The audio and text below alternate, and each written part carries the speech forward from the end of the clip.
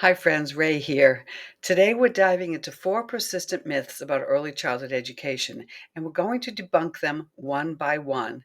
Because when we challenge these misconceptions, we open the door to more joyful, developmentally appropriate learning for every child. And it makes your work more joyful too.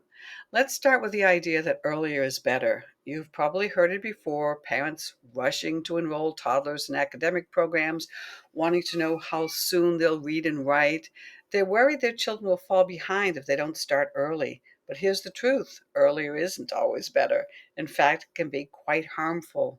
What matters is developmental readiness. Pushing formal academics before children are developmentally prepared can hinder their natural curiosity and confidence and create a real dislike of learning.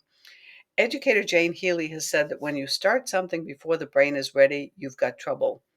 I agree. And I would add the same thing goes for the body. Early childhood education isn't a race, it's a relationship driven journey that honors each child's pace. Next up, children learn by sitting. This one makes me a little crazy because anyone who's spent 5 minutes with a preschooler knows that movement is constant and essential.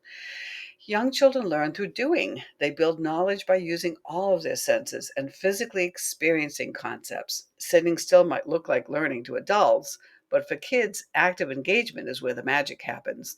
So, yes, that wiggly, joyful classroom, that's learning in action. Myth number 3: digital devices are important to learning. In these days, in early childhood, screens should never replace hands on relational experiences. Technology's bright colors and blinking lights may seem more impressive to adults than something as simple as and old fashioned as blocks, for example. But children need three-dimensional experiences.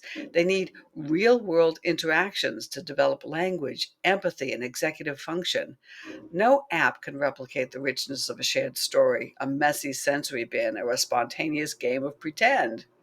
And finally, there's that myth that says playtime is not productive time. This one hits close to home. Play is the heartbeat of early childhood education. It's how children make sense of the world, test ideas, and build resilience. When we dismiss play as frivolous, we miss the deep learning happening beneath the surface. Negotiating roles in dramatic play, that's social emotional growth. Building with blocks, that's spatial reasoning and early math.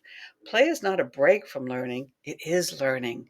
So let's keep pushing back on these myths. Let's advocate for classrooms that center movement, relationships, and play. Because when we trust the process, we empower children to thrive, not just academically, but as whole, capable humans.